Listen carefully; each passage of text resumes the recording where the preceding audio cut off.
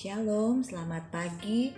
Sungguh hanya karena anugerah Tuhan semalam boleh berlalu dan pagi ini kita boleh bangun kembali dengan tubuh yang sehat untuk kita boleh menikmati hari yang baru dan berkat baru yang sudah Tuhan siapkan bagi kita untuk kita nikmati bersama dengan keluarga kita tercinta.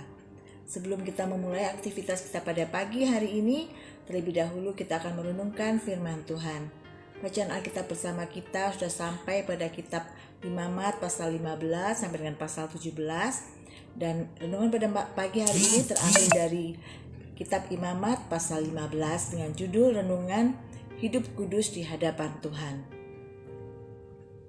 Bacaan kita pada hari ini dari Imamat pasal 15 mengenai aturan tentang najis atau ketidaktahiran baik kepada perempuan ataupun laki-laki dan bagaimana caranya supaya menjadi tahir.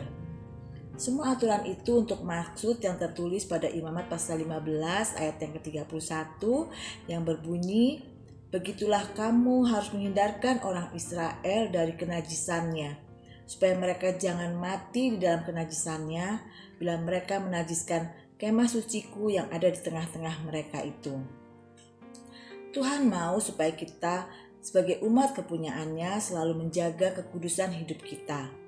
Bukan kekudusan dalam arti fisik seperti yang dituliskan dalam kitab Perjanjian Lama. Hidup kudus itu adalah hidup yang berkenan kepada Allah. Hidup kudus itu adalah hidup dengan mentaati semua perintah Allah.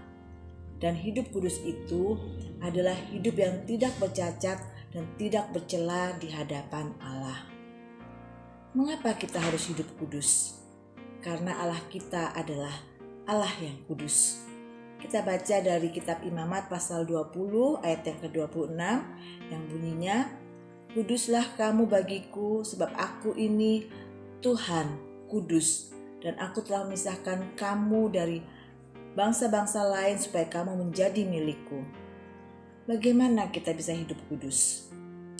Untuk bisa hidup kudus, kita harus mengambil keputusan untuk mengakui dan menerima Yesus sebagai Tuhan dan Juru Selamat pribadi, serta mengundangnya masuk dalam kehidupan kita sebagai Tuhan dan Raja.